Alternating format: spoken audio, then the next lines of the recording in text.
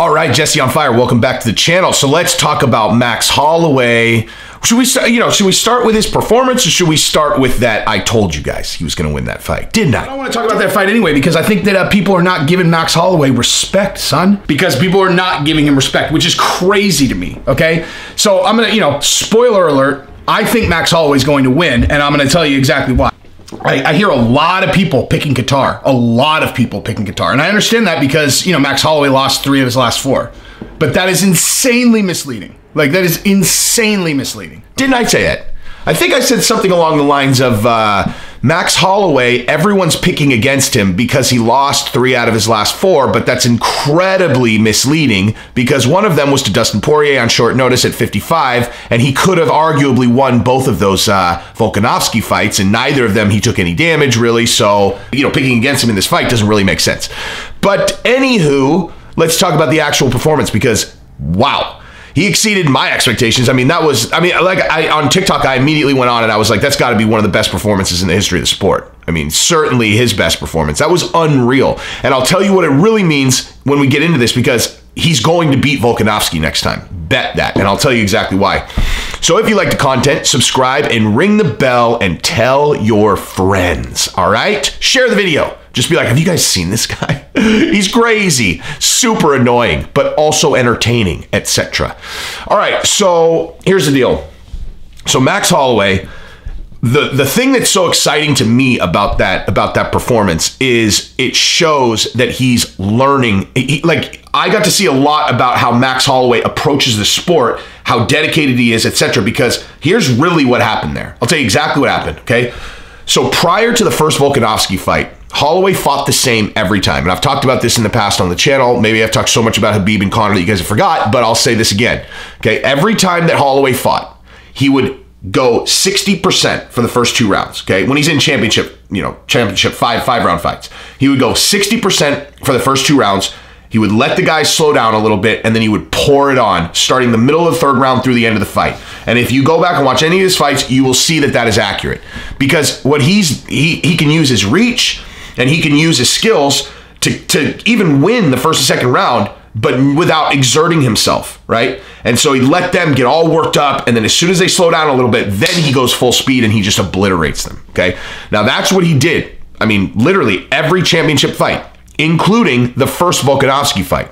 And what happened was, in the first Volkanovski fight, he learned, oh, Volkanovski's never gonna run out of energy, right? Because Volkanovski doesn't run out of energy. You're not, or at the very least, he's not going to run out of energy without you beating it out of him, right? Like, you have to beat it out of Volkanovski. And you saw that kind of, well, not even really in the second fight. Volkanovski, it has an endless gas tank, one of his biggest strengths. So in the first fight against Volkanovski, what you saw was, that approach was not going to work. Volkanovski edged out that decision. I do agree that Volkanovski won that first one. Max didn't really take any serious damage. He got kicked in the leg a lot. But, Volkanovski's really hard to hit. So, yeah, again, I agree with that decision. I don't think that it was decisive. If you're going to take a guy's belt, again, I'm not going to throw salt on that decision, okay? But Max didn't take any serious damage. It wasn't like a decisive victory. It wasn't like, Kamaru Usman taking the belt from Tyron Woodley, where you're like, damn, So then in the second fight, because of what I just said, in the first fight, he realized he's not going to run out of energy, so I need to switch it up. In the second fight, he went all out at the very beginning of the fight, and that's why he annihilated him in the first 2 rounds, if you guys recall. He beat the hell out of Volkanovski in the 1st and 2nd round. He almost knocked him out. Remember, he hit him, and then he was like, ooh, he made fun of him because he got wobbled. Like, he whipped Volkanovski's ass in the first 2 rounds. Decisive, damage inflicted first 2 rounds. But then he got tired.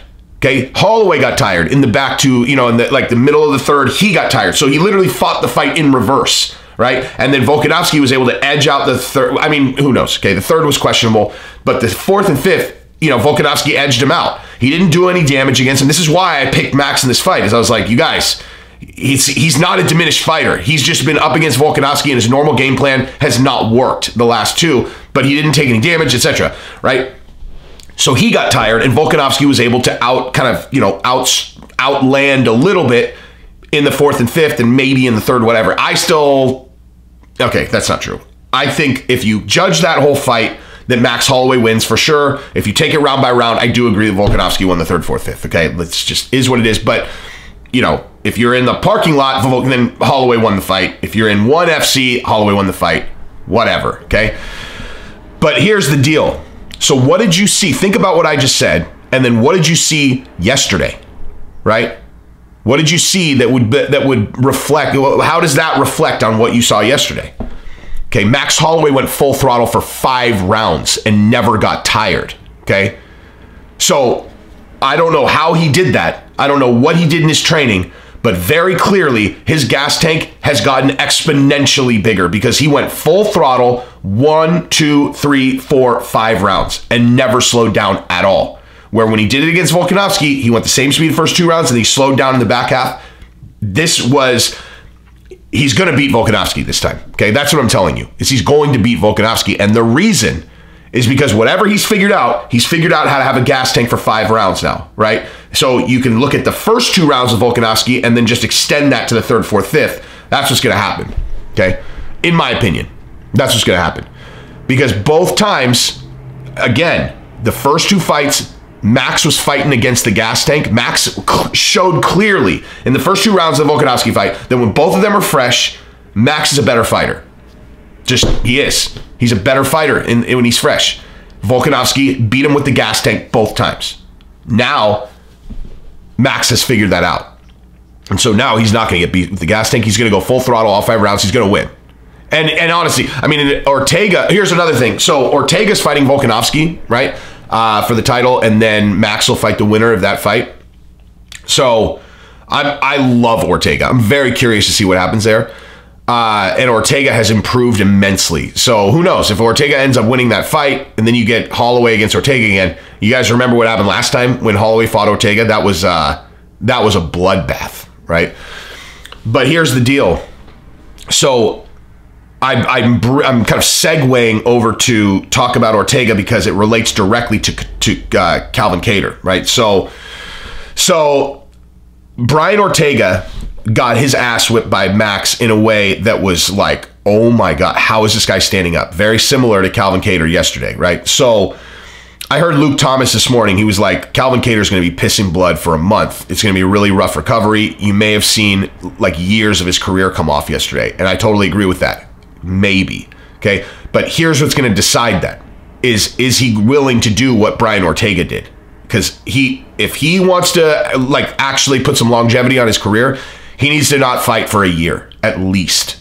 I'm talking a full recovery, and like not like recovering while you're in the gym and getting punched. I mean like light training for a long time. Let yourself heal, then start training. But don't get in and with no ounce gloves, bang with a professional fighter for at least a year. I mean, he's 32, so it's not like, it's not like he's 37 like Tony Ferguson. He's going to have, that much harder of a time to recover. He'll still recover at 32, but he needs a lot of time, man. He took a ton of punishment yesterday. Unbelievable amount of punishment. And I think the reason why Ortega was able to come back from that is because he took so much time off. It's because Ortega looked incredible in that fight against Korean Zombie. So yeah, those are my thoughts. I mean, here's the other thing. I have another thing to talk about, actually. So what did we learn yesterday about boxing in the UFC, right? Because Calvin Kattar is he's a highly trained, like, boxer, like gold gloves, and then through that circuit, all that, like he's a boxer.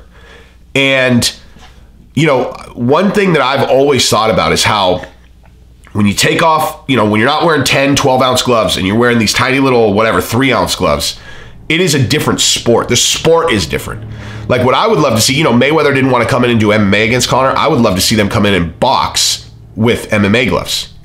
I mean, I would love to see that. I would love to see Canelo. Well, Canelo actually would obliterate people with MMA gloves, but like he's a bad example. But the point being, I would love to see boxing without the big gloves. Like just do boxing events. Like have Canelo fight another pro boxer just with MMA gloves because it's a different deal. And that's one of the things that you saw yesterday, because Max Holloway's style is not like the way obviously, in MMA, you can throw kicks and all this other stuff. So it's not really a 1-to-1, but just in terms of his hands game, like Conor in MMA, etc. Like they, Actually, I've been watching footage of Conor training on the countdown, and his boxing, oh my God. That's a whole other video that we could talk about. But his boxing technique now looks so much better than when he fought Mayweather. It's like he's got rip on those. Like, that was, he got inside on Mayweather. He was doing the kind of these like arm punch. All his power was from that real ropey long punch, and you could see he didn't really have a lot of power on the inside. And now you're watching him, and he's just whap, whap, whap. Like he moves. You can see he's got big power on his hooks, which is going to be really big trouble for Dustin if he wants to get inside and get dirty, because Conor is going to knock him the fuck out. But anyway, but Calvin Kattar has that kind of like, he's got that same, really crisp, the like boxing kind of way of moving.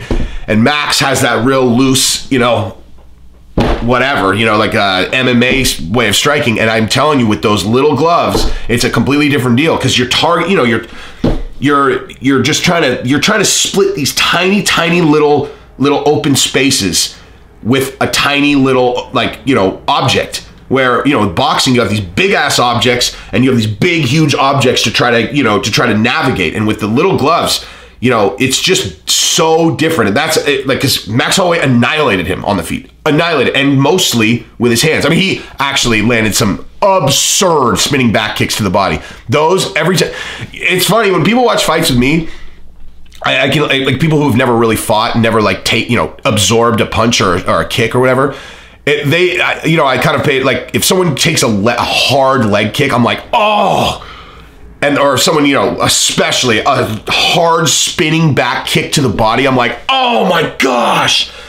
And I don't do it as much when people get punched in the head. And I can just tell people who don't really fight, they're kind of like, it seems like you're overreacting to the body shots versus the head. And I'm just like, that's because those hurt 20 times more, But anyway, so it's so different. You can't use these to just kind of go like this, which is what Calvin Kattar was trying to do. And Mac, he's just like, you just surgically find a little angle and just get them right through. And so the boxing style, like that real kind of crisp boxing style, is great when you get on the inside.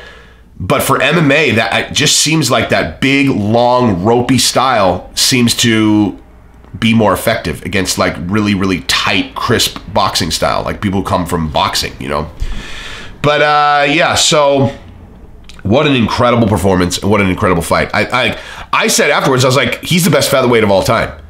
I really believe it. I mean, he's not even the champion. He's lost twice to the current champion technically, and I said he's the best featherweight ever. As long as you're not factoring Conor in, because Conor did beat him and annihilated everyone at 145. It's too bad we're never going to get to see Conor come back down to 145. Can you imagine a current state Conor versus a current state Max Holloway? Unreal. But he's not going to do it. Anyway, that's pretty much what I got. Incredible fight, man. I want to go to Fight Island so bad. Looks so fun. But if you like the content, subscribe and ring the bell and tell your friends. Let's get ready for this fight next weekend, and let's cross our fingers that Conor gets a vicious knockout so that Khabib will come back and fight him. Let's go.